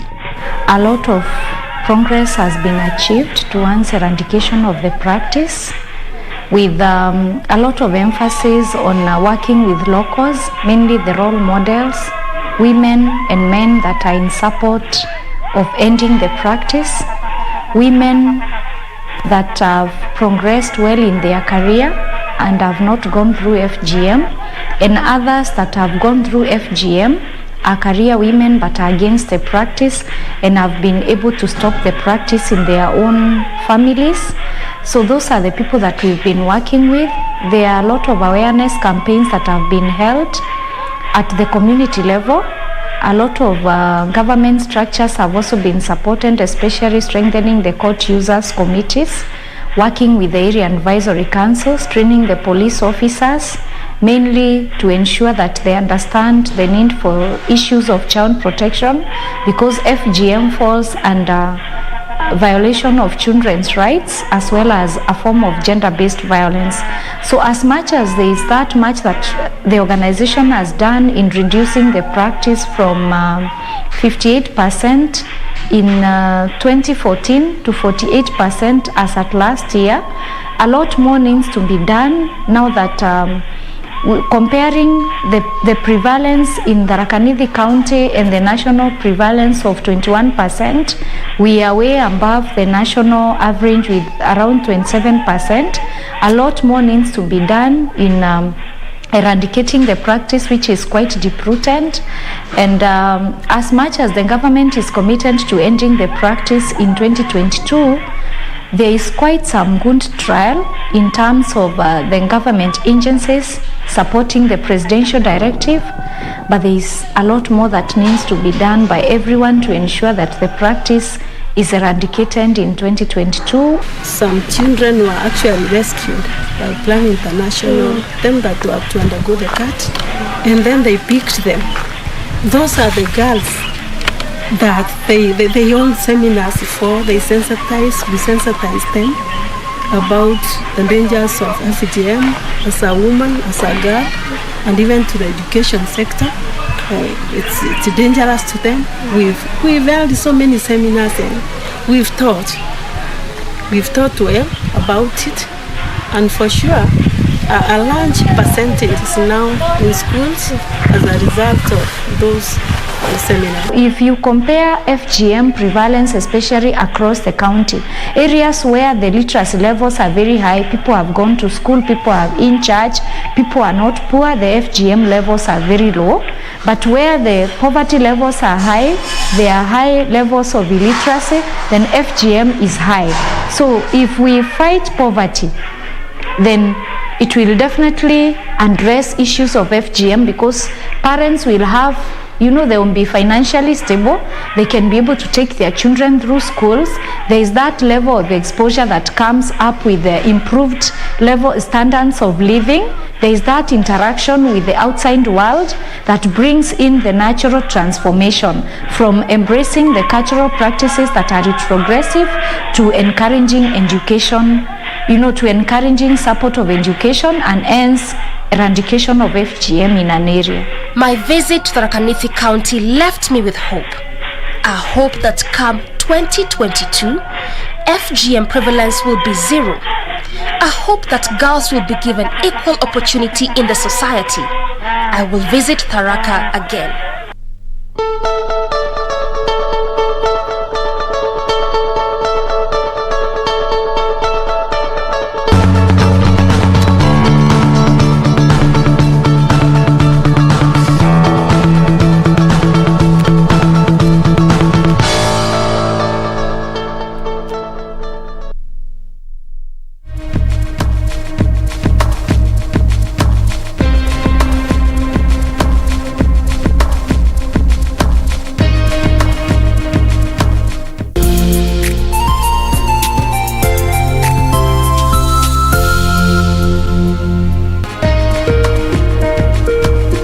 Be sure, check out for a KDIC sticker in your banking hall. KDIC, protecting your deposits. Haya! Ala! Nissan Serena ndio hii. Na unaweza kuwa wewe ndio tunapikia simu. Kodi ya Nissan Serena ni NS. Alafu kisha kwenye amount ni 50 bob. Hii Nissan Serena tunakupatia na shilingi 50. Kujiunga na QuickBid ni rahisi. Enda kwenye M-Pesa, bonyeza paybill kisha weka business number 4032353. Kwenye account weka kodi ya bidhaa unayotaka na bidi yako ya chini zaidi. Kwa mfano TV 16. Kisha weka shilingi 20 tu kama idadi yako. Weka bidi yako pia kwenye www.quickbid.co.ke. Kumbuka, bidi ya chini zaidi ya kipekee ndio hununua. QuickBid, bidhaa bora kwa bei ya chini. Quiero amarte de una forma diferente, de otro modo. I just thought I might have a chance with you. You are my employee, my worker, only that. So don't make any mistakes. I'm your boss and I would never look at you twice. Do you have any idea what the star zone means to me? I was so looking forward to see the first crop of the land that I inherited from my mother. Oh, Amaya, please, don't be overly sentimental. It's ridiculous. Do you have any suspicions? No, I don't want to get involved in any gossip. It is not gossip. We have the same person in mind, don't we? Yes, ma'am. Tell me, who? Quiero amarte de una forma diferente, de otro modo, nunca igual al de otra gente. This is where it all began. As the mother of broadcasting in Kenya, you can trust KBC to bring you authentic news and programs to your living room. As KBC, we take pride in our unrivaled heritage as Kenya's trusted national broadcaster. Commanding over 92% digital television signal coverage of our country, 23 radio services that cut across our entire language spectrum, a national, regional and international digital presence backed by the most experienced and top-notch broadcast professionals in the industry. A very good evening to you. The new look Kenya Broadcasting Corporation is truly ahead of the pack. Turn to the mother of broadcasting in Kenya for stories that resonate with our identity, our aspirations as a people united in purpose. Real stories of hard work, of passion, of creativity, of big dreams. Stories that cement our nationhood. Stories that bring us together as one. We take pride in our shared heritage and destiny. KBC, informing, educating and entertaining Kenyans as one nation. KBC, Kenya's listening, Kenya's watching.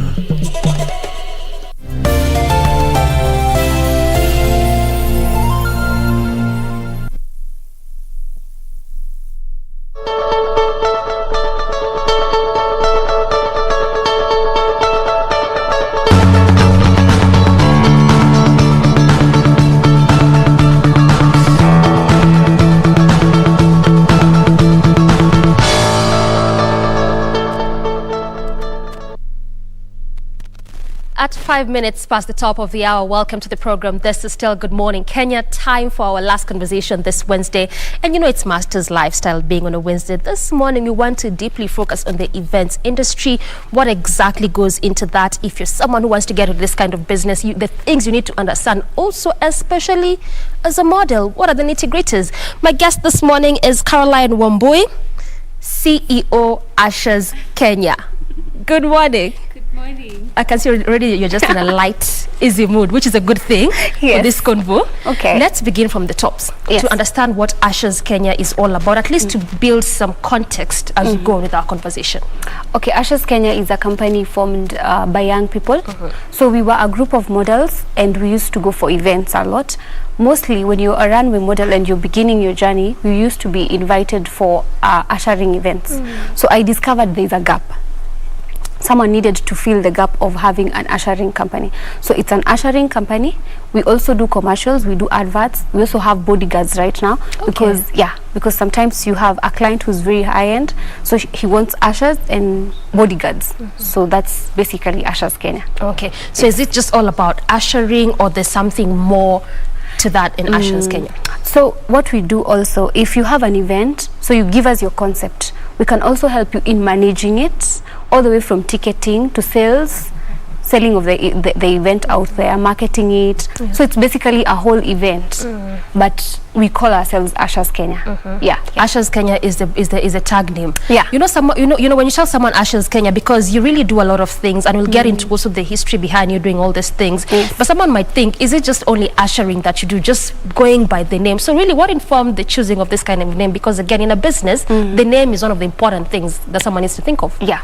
The reason is there are still very many modeling agencies in the country, and mostly you find that models are used to usher. Okay. You actually move from a modeling agency and then you do promotions and all this. Then I discovered if we had an ushering company, specifically not for runway, but for ushering, it would, of course, people would learn that there is a difference between ushering and modeling. So that's why we came up with that one. But the fact that we're called Ushers Kenya, we deal with the whole package of planning your event, the decor part, if in case you need our help, because there are others who definitely have everything sorted, but in case you need our help, we will help you manage it, plan it, sell the tickets, and then usher in the whole of the event out of it. All right. I like the part that you also manage and plan, and we'll get into that a bit again to understand what really goes into managing an event, planning an event. Also for our viewers perhaps want to get in this kind of business to understand what really goes into it. But also you are a commercial model. Yes. So was that also part of what formed the basis or the idea behind you beginning such kind of a company? Yes, I began as a model in 2016. That time I was doing runway. Then I discovered runway does not pay. Haina shilingi. Haina pesa. And then back then I used to do it in Meru, because mimi nimesomea Meru. So in Meru it was not that of a hassle you get, but when you go to commercial you would get small adverts, events. So that's how I got my channel into Ushers Kenya now.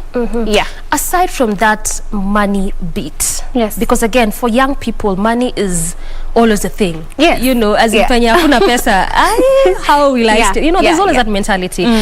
But aside from that money beat, because again, there's a lot that really happens in the events industry, and especially for models.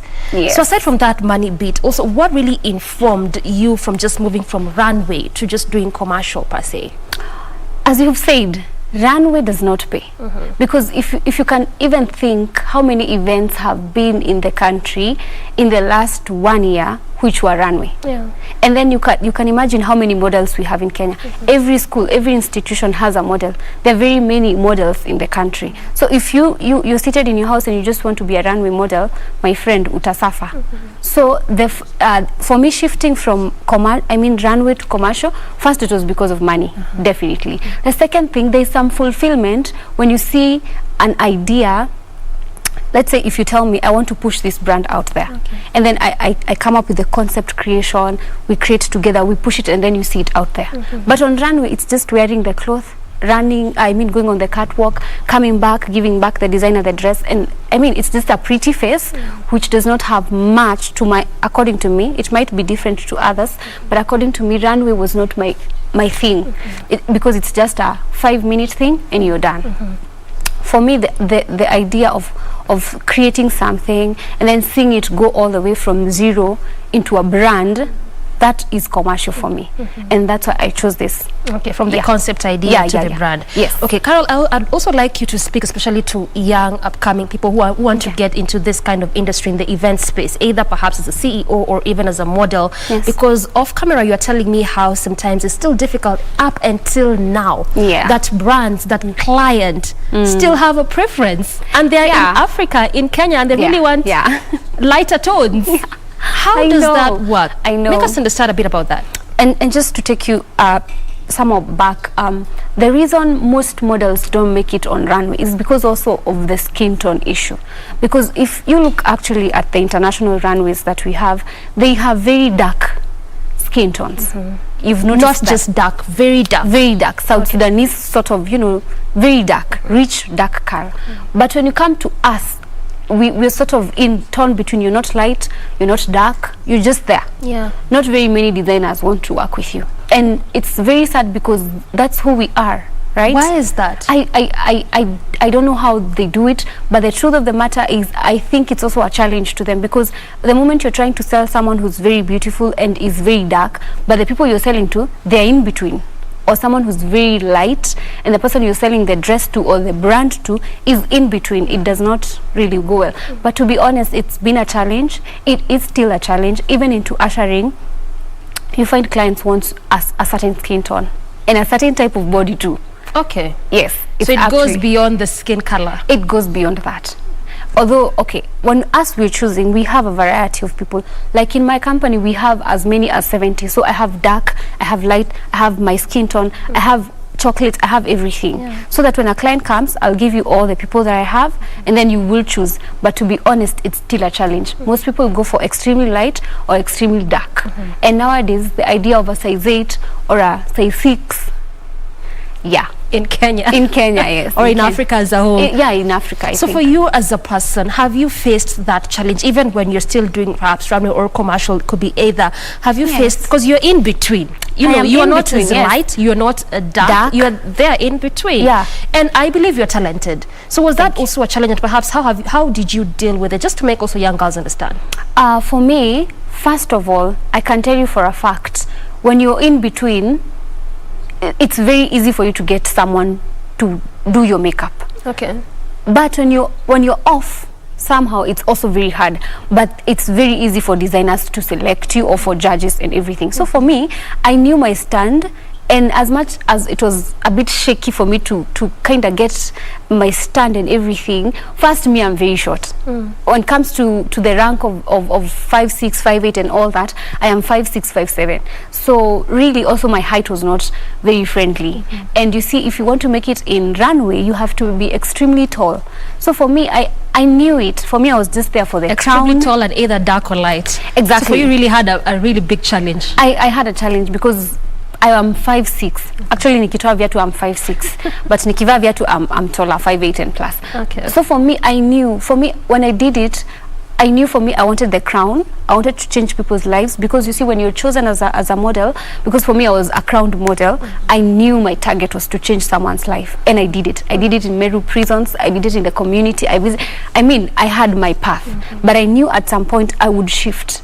So I didn't have time for skin tones and all that and my height. And actually when I got it, I was ready. I was ready because I knew at some point I wouldn't go far. Right. Yeah, but that does not mean that when you're my skin tone you can't go far. I mean, it's just you to know that there are brands in Kenya who are interested with working with your skin tone. Look for them again. Push your brand out there, because also it's a challenge. Young people want to sit, tweet and post and everything and just be seated and expect someone will actually spot you. Yeah, you have to go out there and sell the idea, just the way we're saying here, that people need to like us I mean our skin tones, dark people or light, you have to make these brands like you. If it's about your height, if it's about what you're bringing on the table, what do you have as a person? Is it the idea? Is it your professionalism? I mean, you just can't be a beauty without nothing.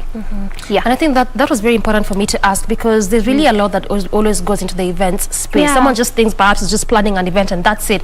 But there's those nitty-gritties, perhaps getting a model. And the way you're mentioning, some clients will actually even go ahead and tell you, this person looks talented, but because they're not light, no, because they're not extremely dark, but also, you know, from just your encouragement, at least you're making us understand that go for the brands that will appreciate or that will like your in-between kind of skin tone. True. And also, if you feel you want to work for a certain brand, let's say, take for example my company, if you feel I could be of help to Caroline, this is something I would do, convince me.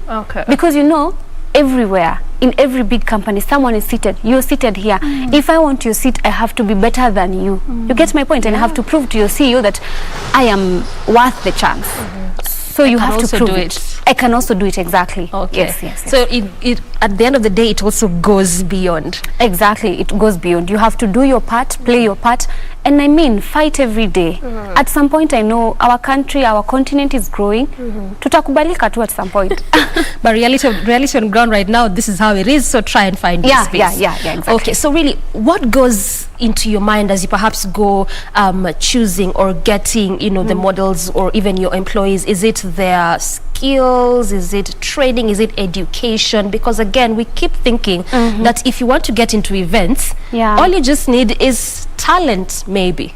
Not really. Okay. For me, the fact that we are an ushering company, we are more of a modeling agency, because we recruit you, we train you. You have to go through etiquette training, customer care. I mean, it's a whole process. So if we recruit you today, the first 2 months or 3 months, you are on audition jobs. Or you're on training. That's how we call them. We call them audition jobs. So as much as you're coming, yes, we will pay you, but we are auditioning you from what you've been trained. And they'll be paid? Yes, they will be paid. They will be paid, yeah. The only thing is, I cannot pay you the much, you understand? I can't pay you because I don't really trust you, or I haven't seen. It's like an audition job. Yeah.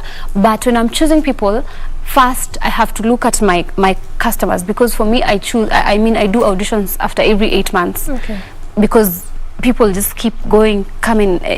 So what we do, we choose people depending on, first, their, of course, how you look. Not really your looks, but your appearance. You see, as a model, you have to maintain yourself. You have to at least be presentable. Exactly, be presentable. You have to have a lot of etiquette.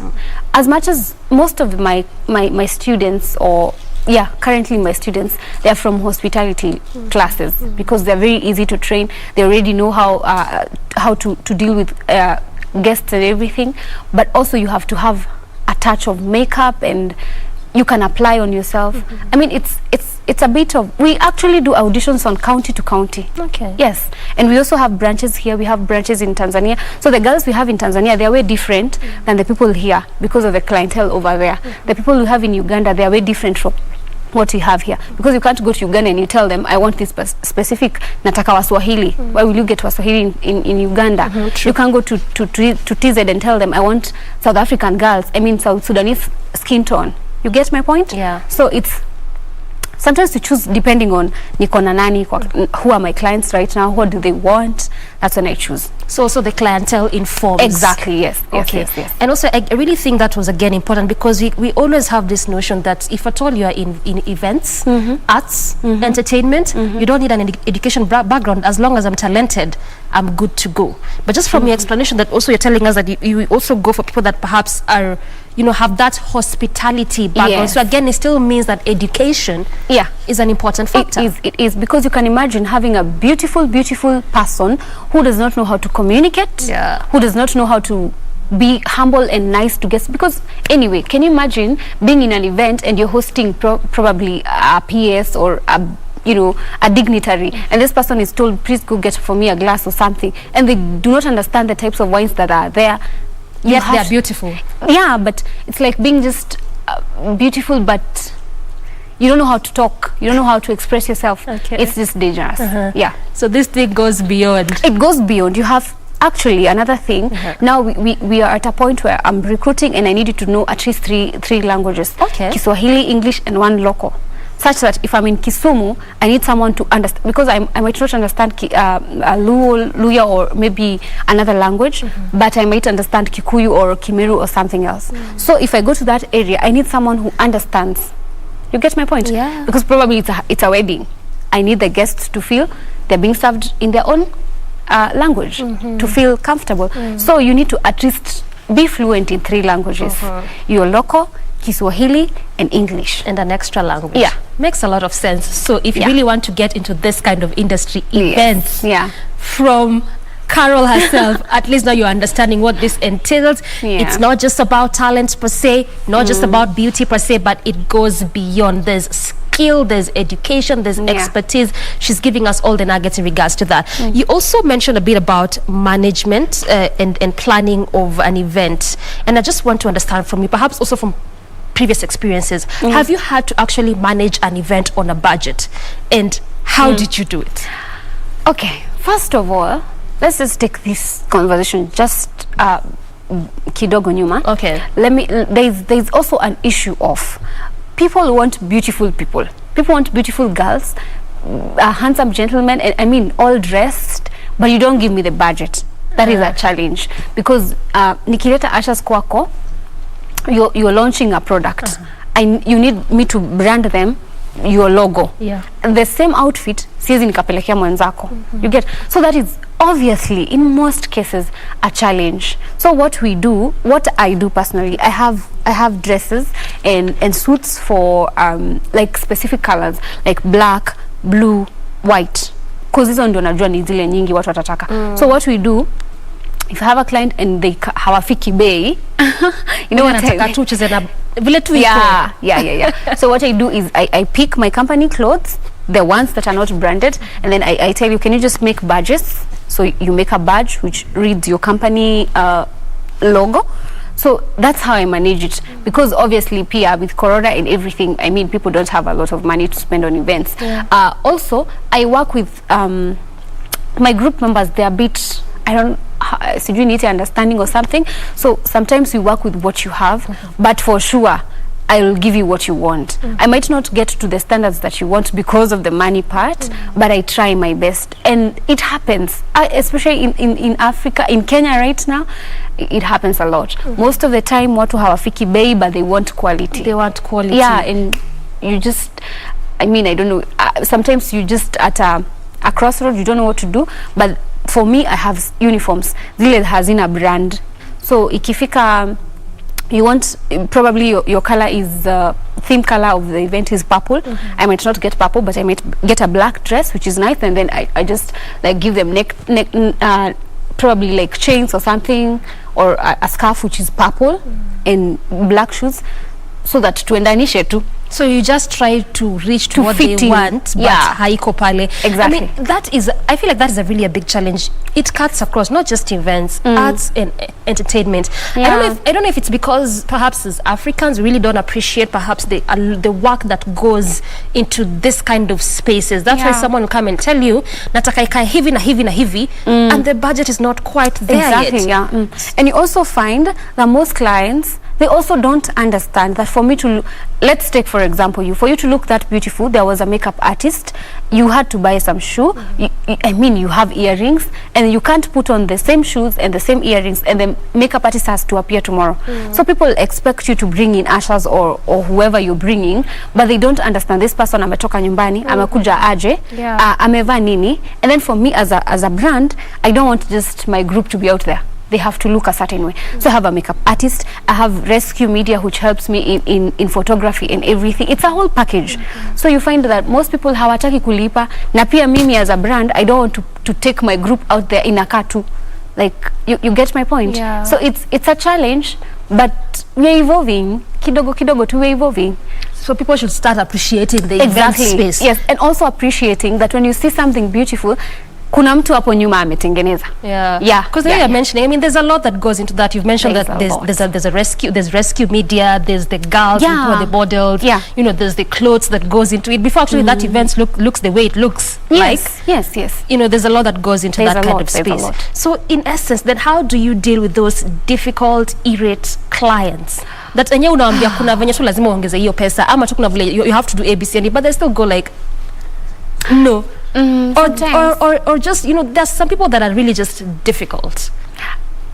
Talk about difficulty. There are even people, the client is difficult, the guests are difficult, the events manager is difficult, I mean.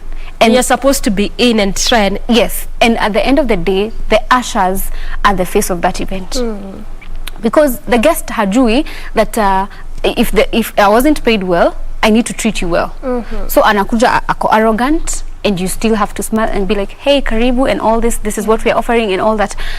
But for me, I've trained my girls, as I've told you, most of my group and my group is from most of them are actually from hospitality classes. And if you're not, we will train you how to go about it. So we try as much as possible to be accommodating, because that's the role of any brand ambassador out there. You have to be accommodating, you have to be understanding, you play your part.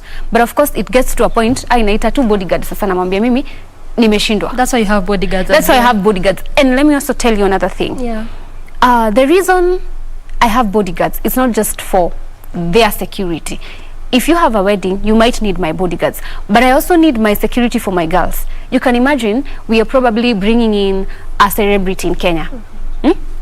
So everyone is all over the celebrity. My hostesses are there, and of course the watu wataanza as they're trying to reach the celebrity, they're also touching my group. So that's where the bodyguard part comes in. And that's why I'm telling you, people want to pay, but they don't understand that you're not just paying for the hostess. There's a whole thing behind her. Kuna lazima, because also I cannot keep following the event probably, or the artist's photographer anipe picha, sababu pia ule anafuata the main guy. My main guy in that event is my girls and my gents, you get. So I also have to have a photographer, and ndio nakwambia most of these people, they want to pay small money, but they don't understand it's a whole package. It's a whole package. Okay. Yeah. So if you want to get to this kind of space, you have to be ready. It's not so easy. It's not that easy. All right. So then, from your perspective, which event would you say that this actually was your biggest achievement, and what was it about it? Because I mean, just borrowing from our conversation, we are really hearing a lot of the challenges in this kind of industry. Someone might actually think, okay, so hakuna anything good about events. Actually, there is still very much benefit in the industry. First of all, I can tell you, I have seen my girls evolve. Okay. For me, I think because I was a crown model, because when you're a crown model, you trained how to be nice to people and give back.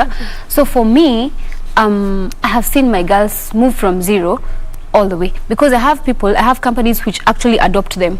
Like anachukua model, anaona amefanya kazi vizuri, anakwambia why don't you give me that model for a full-time contract? Wow. So for me, that one is very key. I sleep very happily, you know, at night. You've contributed. Exactly. Because right now I have like 20 wako contracted, like 2 years. So that's one. For sure. Second, you make a lot of connections in these events, because you meet, of course, guests, and then you try to explain to them, this is what I do, nini. That's number 2, the connections that you get. Number 3, there is the money part. And number 4, it's very fulfilling, as I've told you, to take a room like this one, fill people in, and see the dream carrier or the dream bearer deliver what they wanted. Okay. Yeah. Thank you so much, Carol, at least for your insights and making us understand more about this kind of space and what someone needs to do perhaps to get to the events industry. Thank you. All right. And that was Carol Wamboi, CEO Ushers Kenya. That is where we bring this conversation to a close. I'm Dorina Rangi on behalf of the entire team. Thank you so much for watching. Till tomorrow, good morning. Thank you.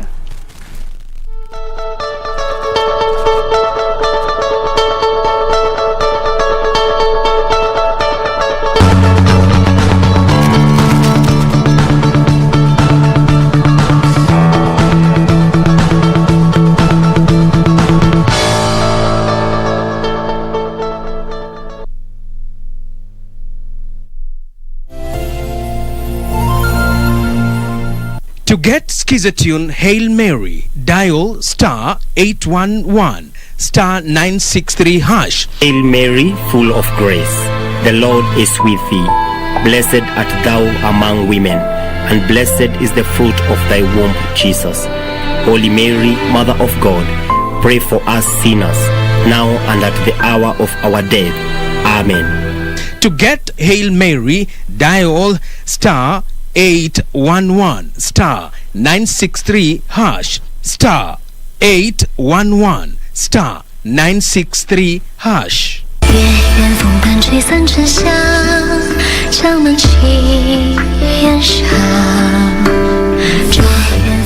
You are a man of great insight.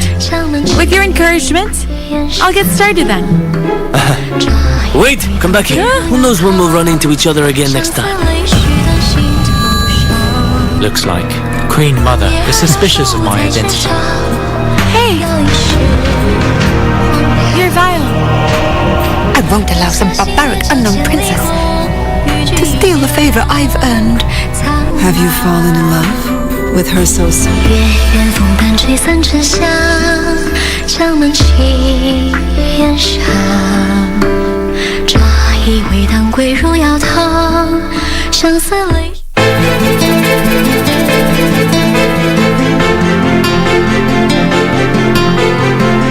I am only here to help you. So am I. Ama hii session ya leo pengine ya bure. Ikiwa yotoa watu uhai itakuwa mimi kunishona mdomo. Nasema nini wewe? Na wewe mwenyewe hata sijui sampuli gani. Wewe huyu wakuta majina kila sampuli, wewe uko hivi hivi tu. Bwana ndio anakulipa mshahara huyu? Ujeuri wako umezidi yani kabisa.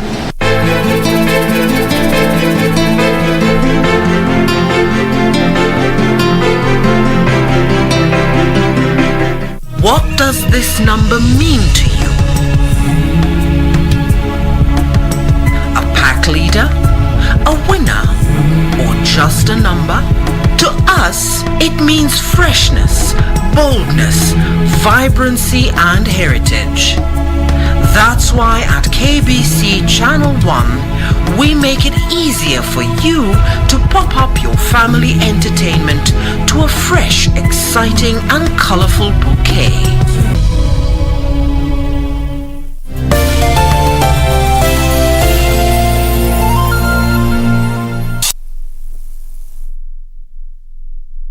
Where I, like any other child, went barefooted to primary school and to secondary school and A-level school, and finally joined Egerton University for my bachelor's. Finishing early in the 90s, I was quickly posted to Cowboy Girls High School, where I rose to become a head of science department and was given an accolade for good performance within the divisional science fit. After that, I felt that I should be a qualified teacher, so I joined Kenyatta University for a postgraduate diploma in pedagogy, which I finished. But before I could settle, and having been transferred to Nairobi Technical, I was again